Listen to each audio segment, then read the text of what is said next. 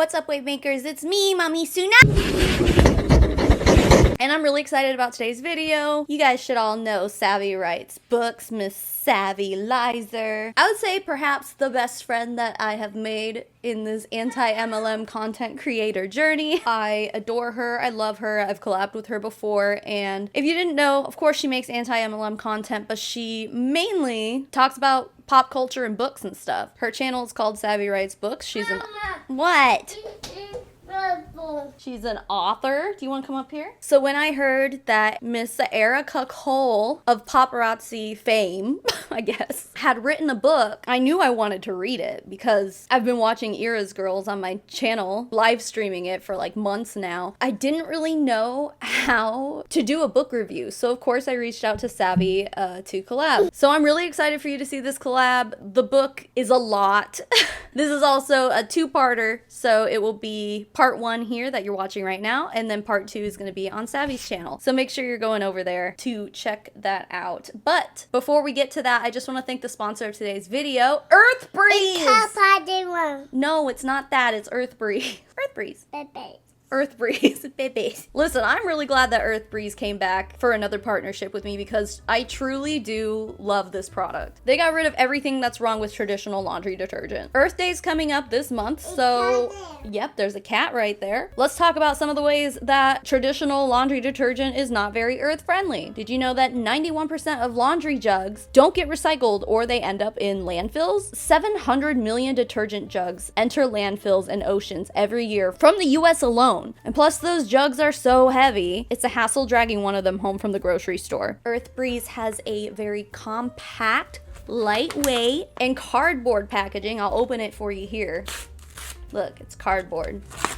So it's biodegradable, plastic free, and it takes up way less room than a jug. And I'm always looking for products that are more kind to planet Earth, and Earth Breeze is that. We do a lot of laundry because we have 2 kids and 2 dogs and 3 cats that puke on things regularly because that's what cats do. So as a demonstration, here's a little cat bed that Pop-Tart threw up on. These little guys may look like dryer sheets, but don't underestimate their power. Pop-Tart puke is no match for Earth Breeze. These sheets are revolutionary liquidless laundry detergent that dissolves 100% in hot or cold water in any type of machine, including high efficiency. They're also hypoallergenic and dermatologist tested. If you're extra sensitive, they also have a fragrance-free option. Plus, with Earth Breeze, you never have to run out of laundry detergent ever again. They have a flexible subscription plan, almost as flexible as a sheet of theirs. They can be self-managed, so you can adjust, pause, cancel anytime. No penalty, no hidden fees. I don't know why I'm ripping this,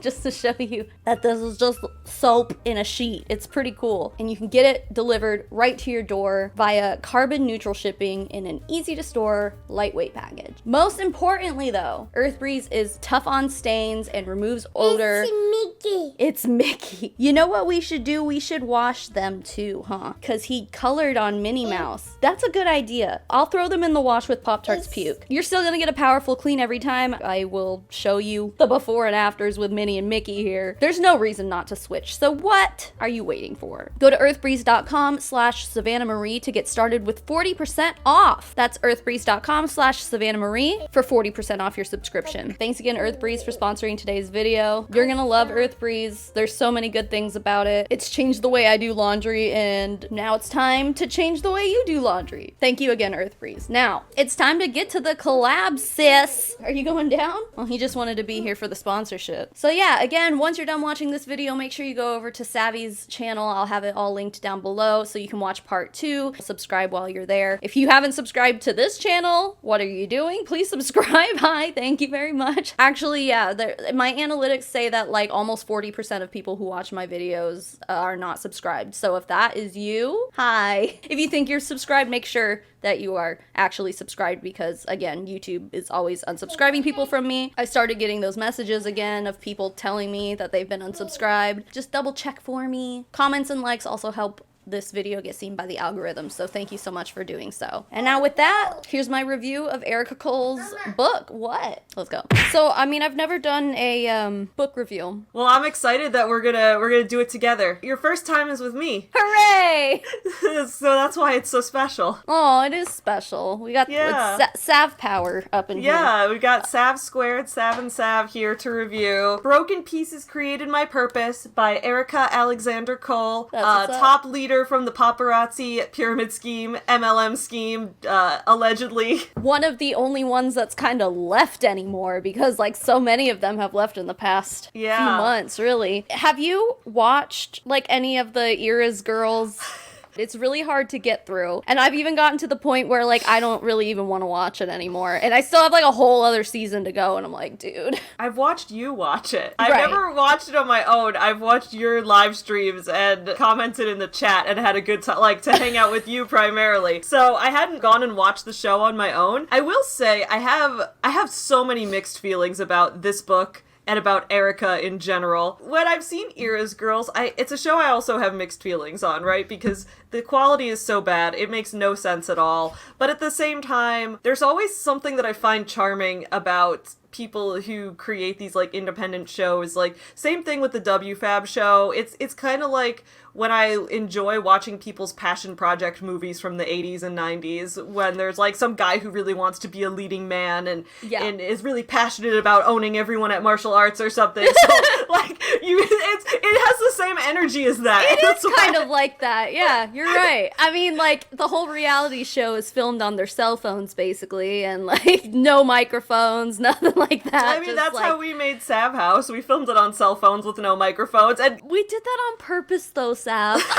We did, but I'm saying it was fun. The thing is, I think they're all having fun. It's the vibe I get. So when other people are having fun with the work that they're creating, it comes through clearly. So that's what I'll give them. But in terms of it being like a show that's going to have any impact on anybody or serve any purpose whatsoever, no, I don't think like, it's doing that. Pop culture wise, it's just like the only thing that makes it entertaining, and really the only thing that kept me watching it, was that, like, I was live streaming it and like the chat and the whole, I don't know, but eventually I'm just like, maybe it's just because I was reading this book and I'm like, I can't take any more of Erica. Well, I decided to look up some stuff about Erica before I read the book, because I was like, okay, I need to understand who this woman is. I knew that she was towards the top of paparazzi. I knew she was a boss babe. I knew she has the Era's Girls show with her mom and her sisters. So then I was like, all right, let me look up some things about her so I understand her better. One thing I found was that she, I guess, was in some controversy a couple years ago when there was the paparazzi convention where everybody got COVID. Yeah, there was that big convention and like 8 people died of COVID or something because they required no vaccination. 20.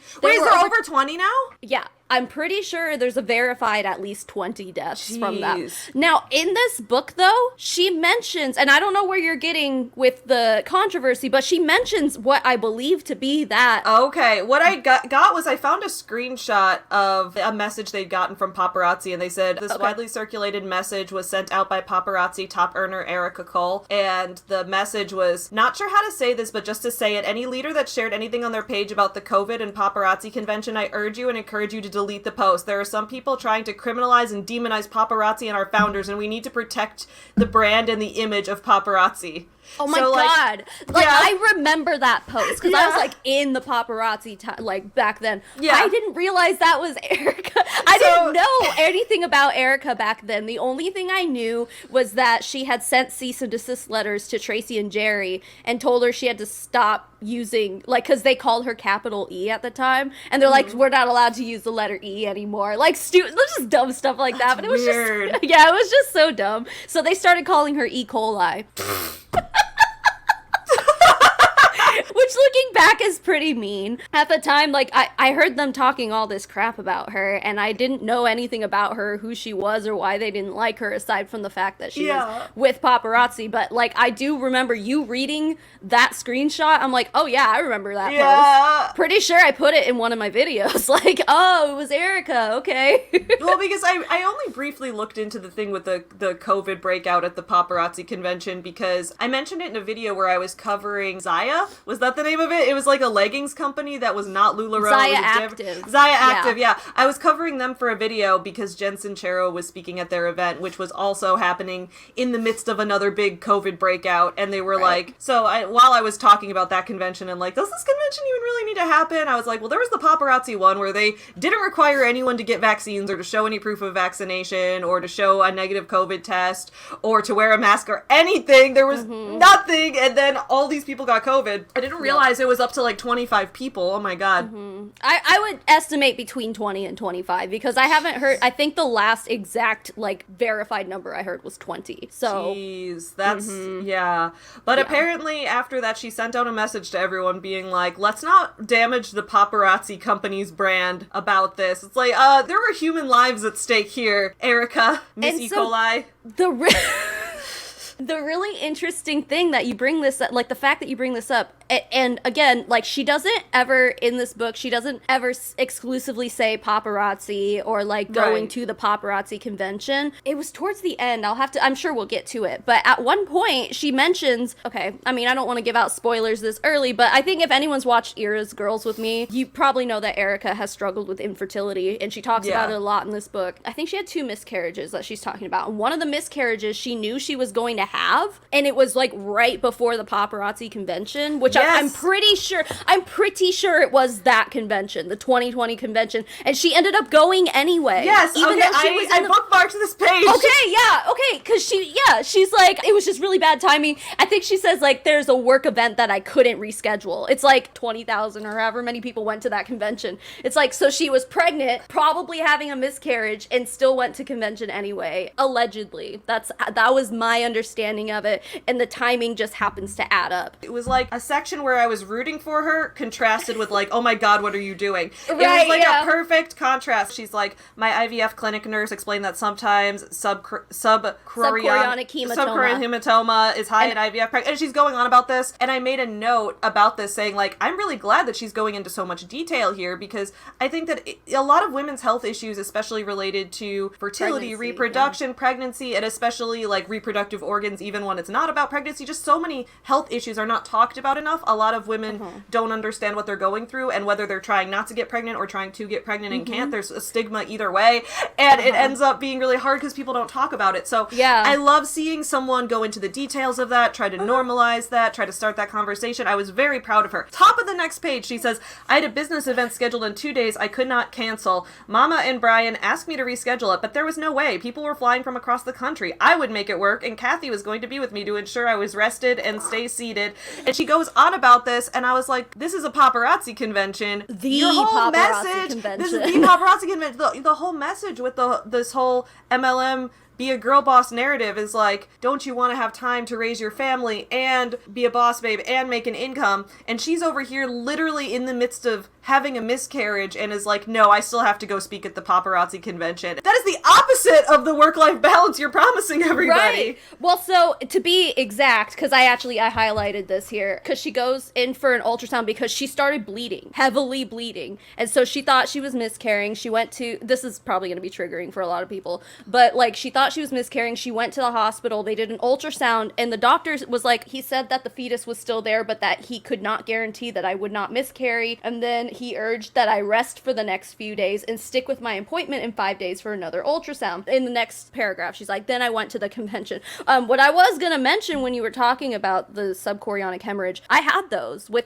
all 3 of the pregnancies I had ultrasounds for, with Sparrow and Griffin. I had a bigger one with Sparrow than I did with Griffin, and then the one I lost at 16 weeks, I also had one. I think that kind of thing is something that people don't really talk about. I learned about it because when I had my big miscarriage, I was spotting before it happened. They were like, oh, it's probably just the subchorionic hemorrhage, which is literally just a pocket of blood that forms between the uterine wall and the placenta. So when you look on a ultrasound, it's just like a big black blob of fluid. So they're like, oh, well, if it's bleeding, it's probably coming from that. And then like a week later, we found out I had miscarried. And that's where you were saying like, I was rooting for you. We were all rooting for you. We were like, rooting for you, yes. That's the same stuff. Like, even when I watch Ira's Girls, like, I know that there was an episode that we were all watching together, and I was sobbing because it was about her having a miscarriage, and of course, like, been there, sis, so, like, my emotions were raw, too. I don't wish this on her. Like, I may not agree with the things that she does for money,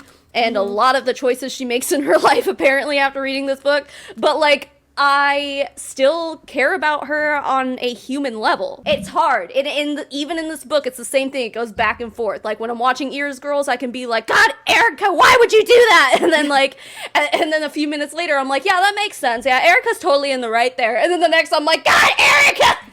It's like this whole book is that way, too. This whole book, yeah. Well, because there was, like, I literally wrote, no, I was rooting for you at the bottom of the page. Throughout the book, there were so many moments that I felt like I could relate to her, that I felt like I understood her, and I liked her, and I liked her personality. I liked the drive that she had, all this stuff. Then you get to a section where she'll be like, never accept your current circumstances as the be-all, end-all. You can make a change. With just a few minor financial adjustments, you could possibly change your life. A new career opportunity could be the chance you need. Meeting the right person with the right opportunity could set you up for unlimited success. And I'm like reading that in the context of knowing that you make, I believe, almost $2 million a year in Paparazzi. I looked it up. I think she's ranked in like the top 50 most profitable MLM reps in the country, or something like that. So I'm like knowing that you've like scammed hundreds of women into your downline and things like that, and that you're making money off of the backs of all these people, and you're over here being like, oh, you just need to meet the right person. Maybe it could be me when I recruit you into your team. Like, it really had those vibes. And the fact that you mentioned that too, that was another big thing, a big topic in the book, is basically about how, I mean, obviously, you know, she grew up as a black woman in the 80s, 70s and 80s, I think, or just the 80s. So, like, obviously she didn't, like, have that white privilege, you know. However, she did have financial privilege because her dad, he had a big network of people. Around that time where you just read that, I literally wrote in big letters, I was like, you had financial privilege! Like, for her to be like, oh, all you have to do is meet the right person, it's like, no shit, that's what you did. Basically, she was a tax collector by the time she was 17 because of her dad. Her dad, like, set her up, and then she was just able to kind of work her way up through corporate America to the point where she was like wasn't she a VP or something at some... Like, she was very successful in the corporate world before going into the MLM world, which is not the experience that most women in MLMs have. A lot of women, they get roped into it because they're unsuccessful, because they're struggling for money at the time. They don't usually have this big buffer like she had, but yeah, she had a whole successful corporate career. She never really, in this book, delves into the reasons for leaving that to become a paparazzi boss babe, but... Yeah, she kind of just, like... She, like, forgets about it.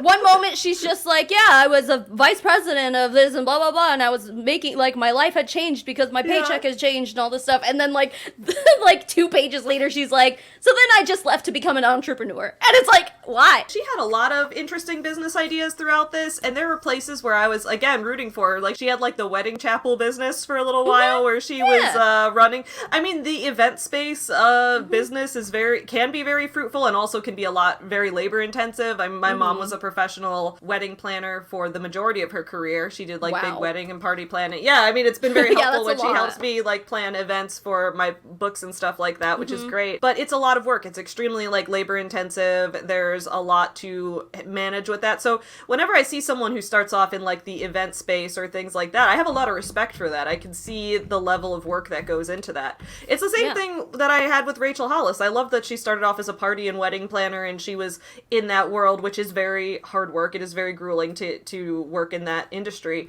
But then when you shift to the promoting MLMs and trying to get people to pay into the pyramid scheme and things like that, it's like, why did you go down that direction? I mean, I guess it is physically less difficult work to scam other people than it is to do hard work on your own, but if you can find a way to make it to the top of a pyramid scheme, then you're pretty much set. Like, you don't have to do much. And I don't know how often Erica goes live anymore, like to actually sell jewelry, but if she does, she must be doing it behind like a private Facebook group or something, because I never see that. Well, when I went to her Instagram, I saw nothing about jewelry like anywhere on it. And I'm like, okay, well, your whole career is that you're a top seller for a jewelry company, supposedly. There's no she's an jewelry author anywhere. now, so... Well, she's like, that's the route a lot of people go down when they get to this. They want to be not a salesperson. They want to be like a business coach for other salespeople. So I don't know if you know this, but when because I pre-ordered this book and it came in a bundle, she also has the self-guided journal to healing your broken pieces. I did not get that because I ordered this on Amazon, so right, I did not get that. Yeah, I pre-ordered it. I also, did you know that she wrote me a special note in my book? A special note? Oh my god! I'll read it to you. But okay. I haven't gone through this yet. But, I mean, I think this is more, like, it's got little, question and answer, like, you can, I don't know, like, almost That's a cute idea. I like that, yeah. Yeah, so it's like, it's a little journal, but it's basically about, from what I understand anyway, it's more of, like, the building your business, like, network marketing, how to grow your business kind of thing. Yeah, so I did pre-order this book. And the reason I pre-ordered it is because I was really curious to see, because apparently it was like the first like 500 copies she would sign. And I'm like, like, so I wonder if she just like signed everything and then like sent it off to a fulfillment center or whatever, and they did all that for her afterwards. But no, she knew it was me. Like she wrote the note to you specifically. Yeah, what did she write? She wrote, "Thank you for your order. I hate that you don't know me, yet you formed an opinion off of lunatics. I'm pretty cool. Smiley face, Erica Cole." Wow. I have mixed feelings on that note too, because on the one hand I'm like, that's very petty, but on the other hand I'm like, I admire people. Yeah, I have a level of admiration for people who are direct and honest with you. Like, she's not going to just pretend not to know who you are. So she also included this, and I don't think she gave this to everyone else because the back says, "Thank you for being a fan of Ira's Girl." Honestly, I think that she was just doing it as like a funny little jab. Yeah. I mean, listen, like, I'm the queen of petty. I can appreciate petty stuff like this, because she wasn't like mean about it, but like it was enough to be like, I know who you are and I know what you're doing. So I don't know, I have that appreciation, I guess, for that, but I think that's so funny. I always hate when people, like, if someone's gonna review a book when the author of that book forms an opinion about the reviewer or anything like that. I think that's so unethical. I really hate that. I've called that out so many times in my videos, but at the same time, I think that's fucking funny. Like, yeah. That's really funny. Like, I'll give that to her. That's funny, dude. I super, like, was not expecting anything, though. Like, I don't know. Anytime I hear anything about, like, celebrities signing, like, their books or whatever, they'll just, like, have a whole stack of them and just sign, and then let the fulfillment center take care of it, but apparently not. Like, it sounds to me like she just kind of had all these books just hanging out in her house and is, like, signing them as she gets them. She gets the orders, and she knew who I was. That's how I do it. I'm not a big celebrity though, but when I sell signed books, I took my dining room and transformed it into a fulfillment center room for my house. So now I get to write off 2 rooms on my taxes, which is pretty cool. That room I have like with all my packaging materials, my stuff for putting boxes together, packing tape, all of that. So yeah, when I get orders for books, I sign them, and then I put them in an envelope, and I print out a shipping label, and I mail it to people. Maybe if I were a huge celebrity, I wouldn't have the bandwidth to do that, but I do it, yeah. So I didn't really know what to expect, so it was kind of a nice surprise. Like, I figured, like, if she knew it was me, she would have had to say something, right? Yeah. Like, how can you just be like, whatever, she gets the same book as everyone else? Like, I'm sorry, but, like, more people have watched Ira's Girls because of me than anyone who has ever watched them through her, so. I'm thinking, like, if I had someone who I knew was, like, shit-talking me on the internet order one of my books, what would I do? I probably would write some kind of note, but I don't think I would. She played it off pretty good. Yeah, like, that's pretty funny. Yeah. You know what else is funny, too, is that her signature looks like it says, "Eat cake."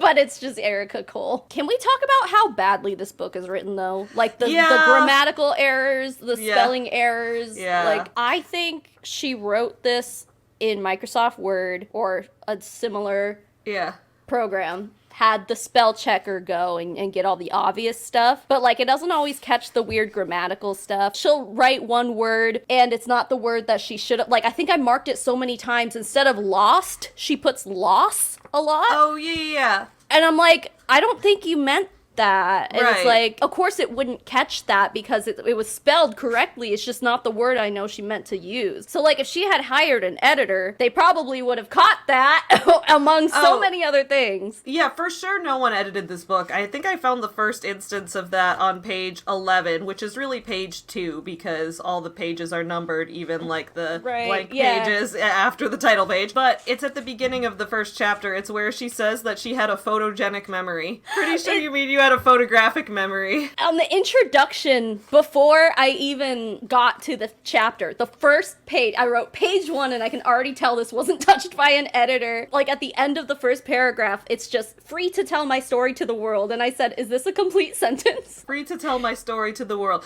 I mean, I could see that as being like just a, a little creative use of your artistic voice. I wouldn't necessarily, but then again, let's see. Okay, so she says, I was so nervous when I first started this process, but that feeling is long gone and I now feel free to tell my story to the world. I probably would have combined it into one sentence. Exactly, that's what, I'm not gonna get too mad at her about that because I feel like that can be even if it's not like... Okay, but then the next paragraph she says, I decide to lose any care for but she should have said decided because she was talking past tense the whole time. This is the second paragraph of the introduction and she already made like that error there. Yes. So it's extremely obvious that no one edited this. There's so many mistakes in it. That's the thing. I'll forgive people for a couple mistakes in a book because at the end of the day, like when you're nobody's perfect. Exactly. And even when you do hire an editor, like an editor's not perfect either. And even if they catch overwhelming majority of the mistakes, there might be like 1 or 2 that slips through, even if it's been edited and things like that. I've read professional books, like best-selling books that have maybe 1 typo in them or something. It's not like that big of a deal in the long run, but when it's a constant issue, it becomes obvious that you made no effort at all to edit this.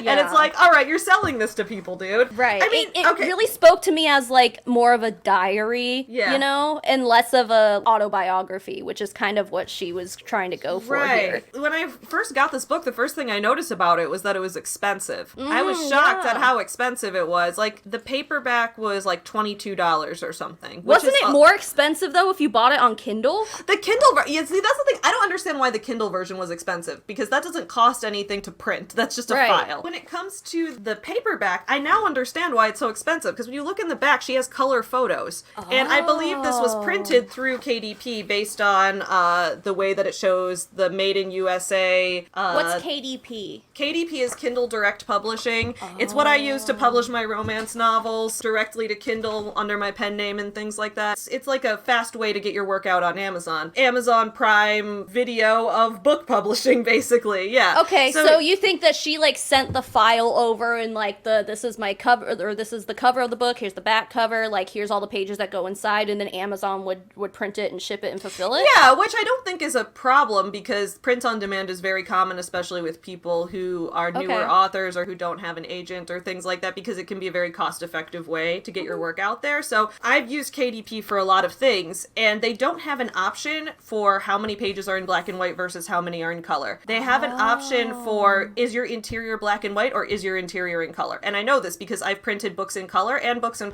black and white through KDP. When you print them in color, the price skyrockets. Like, it's not even close. If you choose the color interior, the cost of each individual book being printed is astronomically larger.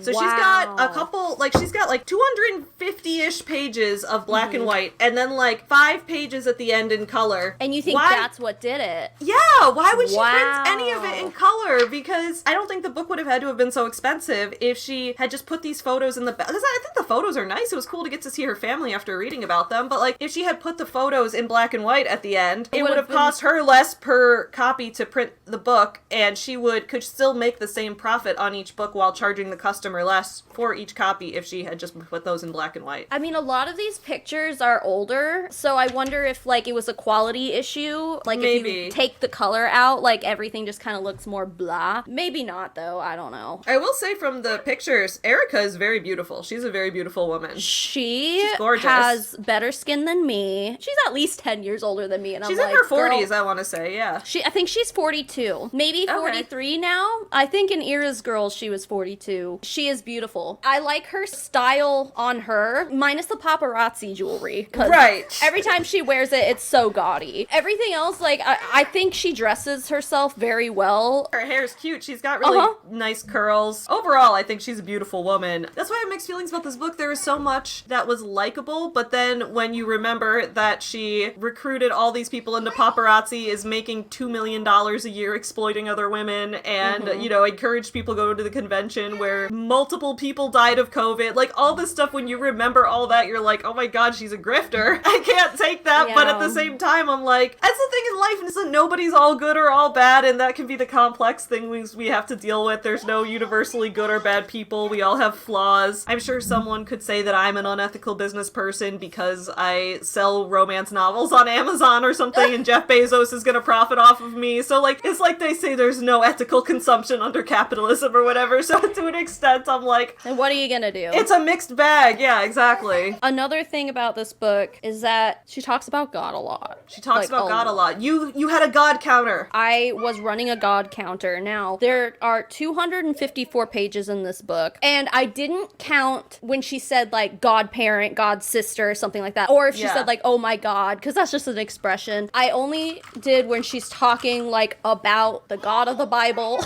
God. Yeah, when she's talking about God, yes. The like the man up in the sky, yeah. 254 pages, she mentions God 120 times.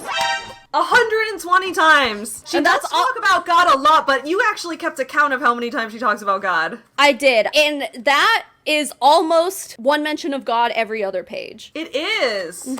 Almost, like a little less than that, but it's more like there were some chapters that were more like religion centered than others, so she would mention God like 5 or 6 times on a page. Well, I just flipped to a page looking for God, and I found God. I found God in this book. We found God in Erica Cole's book.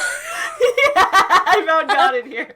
I love it. Page 117, I think, is the weirdest mention of God. I folded the corner on that page and wrote, this whole scene is weird and pseudoscience-y. Also, formatting needs paragraph breaks. She's talking about faith healing. If you don't know what faith healing is, it's like what the televangelists do, who, like how, like Kenneth Copeland, didn't he, like, knock someone over was that Kenneth Copeland? He, like, knocked over someone who was in a wheelchair. He was like, power Christ compels you.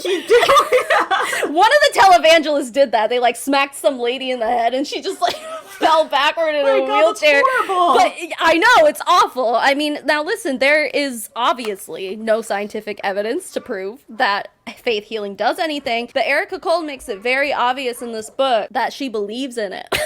She's like, faith healing? Yes. I marked up these pages. It says, my mom's brother, Uncle Joseph, asked my parents to check me out of the hospital, and he invited us to his church in Tallahassee. He told Mama to bring me there for his revival. They were having 2 evangelists in town, and they wanted them to physically pray for me. Now, Daddy didn't go, but he agreed with Mom taking me. He wasn't attending church at the time, but he trusted and loved Uncle Joseph. So they literally checked her out of the hospital to take her to do faith healing. During the first couple of days at the revival, I laid on the back pew still in pain. She goes on and she says, when it came time for people to go to the altar to pray, she used the wrong form of altar. She said altar as if, like, I didn't notice that till now, but like you change it she talks about like she uses the form of altar where it's like, I altered the results or something instead of like the church altar. Yeah. That's, oh man, that's funny. But see, that's another example of like why I'm almost certain she used Microsoft Word as her editor, and that's like it. Every time that there's like a weird thing like that, it's like that word is spelled correctly. You're just using the wrong form of it or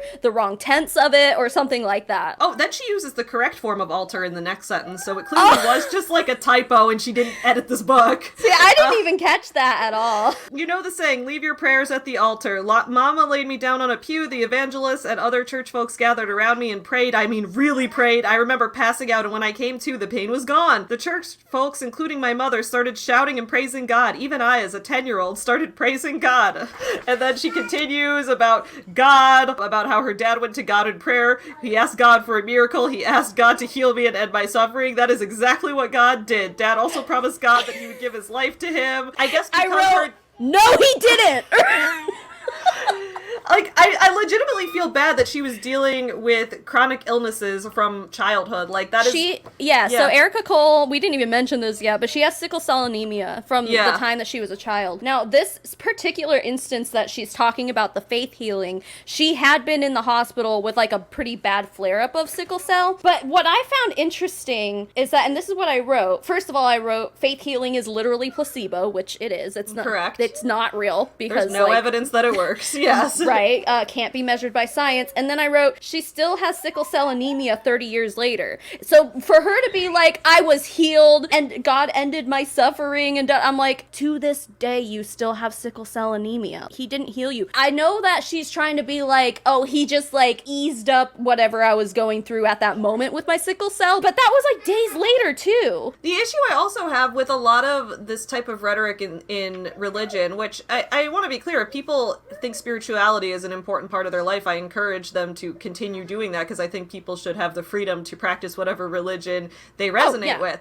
But at the same time, I think there's a weird victim blaming narrative that often comes out where it's like, I was healed from my pain because my dad promised to be a good Christian man. And it's like, okay, but what about all the people in the world who die? What about all the people in the world who just continue to have pain? Like, are they just not praising God strongly enough? Because her life is so full of trauma. She always talks about God having a plan, like, oh, this wasn't God's plan, and then this person died. And I'm like, well, that's extremely sad. Are you claiming that God saved you because you were better to God? Like, what's going on here? I mean, that's a strong Christian narrative that never has quite made sense to me regardless. So it's not just her, it's kind of like all people who are this deep in Christianity in general. It really confuses me, but yeah. I need to find the chapter where she's talking about her sister's murder and how she was... Oh my god. Oh my god, dude, it's awful. So let's make something clear real quick. Erica has gone through a lot of trauma in her life, and this book makes that very clear. There were a lot of moments where I really, really felt for her throughout this. I think it's great that she talks about, you know, the struggles she's had, you know, dealing with disabilities as a child. I didn't have sickle cell anemia, but I had a variety of other things going on with me that caused me not to be able to walk properly for most of my childhood without devices and things like that. I was in the hospital a lot. There's sometimes that people will be like, oh, how could you have not picked up on this before, because there's so much ableism. Like, I had dealt with disability a lot of my life. I've always had a very messed up spine. My legs have always been uneven. Oh, I knew that about you. You knew my spine. I walked with a limp until I was like 23. I couldn't walk without braces or other types of aids and things like that until I was maybe 7 or 8. So my point is, when people talk about going through childhood with disabilities and how hard it can be to watch all the other kids going to play sports and playing outside and doing all this stuff when you're physically incapable of it, like, it's really hard. It really does kind of fuck up your whole childhood, because you don't get that carefree, fun childhood that a lot of people get to have. So there were just so many moments in this book that I really related to her, and I was like, I can tell she's being honest, I can tell she's being passionate here, I really feel a connection to you. So that's why I feel like there was so many mixed feelings about this book, because and the adversity she went through growing up as a black woman in the South, like, God, there were so many things. Like, she talks about how, like, she had a friend, one of her close friends, and she brings it up a few times in the book, but one of her close friends as a kid was a white girl, and her family wouldn't let Erica come over to go swimming because she was black, which is so sad. But then she went home and told her dad, and so her dad just built a freaking pool for her in the backyard. Like, see, that's what I'm talking about. That's kind of awesome, though. Like, that's kind of awesome. Yeah, dad's awesome. Okay, but like that just, to me, that speaks to her financial privilege, where obviously, like, she clearly, like, was raised against a lot of adversity because of her skin color, which is so freaking heartbreaking. But she was able to overcome a lot of that because her daddy was rich, basically. She talked about experiencing racism at school. Like, one of her teachers had said a racial slur in front of her at one point. Oh, yeah. And that moment was awful. And she was talking about, she was like, this happened in 1984. And it was, I'm glad that she was open about those things and talked about those things, because, again, I think there is often this misconception, especially in the US, that racism used to be really bad, but, like, by the mid-60s, we took care of it all, which is not true. There is still so much racial discrimination going on, and she has these examples that she brings up of, like, this was in the mid-80s, this was in the 90s, this was me still dealing with overt racial discrimination at this time. So I'm glad that she brought it up and did shed light on those issues, because we don't see it enough. I agree. Even as a successful corporate worker in the early 2000s, she tells a story. She would wear her hair straight and, like, you know, not natural. Their boss was trying to get the other girl to like put relaxer in her hair or something to make her look more professional, which is to look so more like racist. Erica. That guy was a douche. I wrote so many notes about that. She talked about that boss a lot. Hello. I looked a lot cuter this morning, let me tell you what. What? Whoa. I ended up not feeling very good. Right after filming the intro, I ended up not feeling good out of nowhere. And so I decided to take all my makeup off and take a shower. And now a few hours later, I'm feeling better, but looking a lot less cute. So thanks for your concern. Anyway, to wrap up this video, yes, please make sure that right after I'm done talking to you here, or even now if you want to skip the end of my video, hop on over to the Savvy's channel to see the rest of our conversation. It's literally the second half of the conversation. Yeah, there's a lot of really interesting topics of conversation over there, so I do implore you to head over to Savvy's channel. I have to thank some people, so first of all, thank you again to Earth Breeze for sponsoring this video. Make sure you click my link down below and get started with 40% off of your first subscription with Earth Breeze. Highly recommend it. And now let's thank my patrons and my members, guys. The list of people I'm about to name off are my financial supporters. They get access to things like our private Discord server. We have a postcard club. Sometimes you get early access to videos, and sometimes even more than that. So if any of that sounds good to you, you can go to patreon.com/SavannahMarie, or you can click the join button beneath this video to join my memberships here on YouTube. With that, the biggest thank you in the whole wide world goes to Hula Chowdown, Janelle Pratt, Amanda Shannon, Elizabeth Wyatt, Jacqueline Nutton, Nitty Dragon, Leanne, Sheila Tapia, Willow Raymond, Amy Dolinak, Alice W., Caroline Reed, Charlotte Treese, Daniel Urena, Maddie Darley, Marley Fletcher, Ray, Tuesday the 13th, Cherd Ferguson, Dave Kelly, Mira S.I.K., LaSalle Story, Laura Jensen, Mother Dragon 82, Han Bjornson, Baby Pink Pearl, Martine Hubert, Fallon Lowry, Hannah, Little Birdie, Miss Blue, Blazed Goddess, Carrie K, Love to Be Evil, The Best Elephant, Jessica Billhart, Mitchie84, Jess Kronfeld, Emion, and Auntie Lou. And to the rest of my financial supporters, thank you so much for being here and being you. And thank you for dealing with my child. Go over to Savvy's channel now. Okay, thank you. All right, I'll smell you all later. Mommy Snummy out. That's a great tower.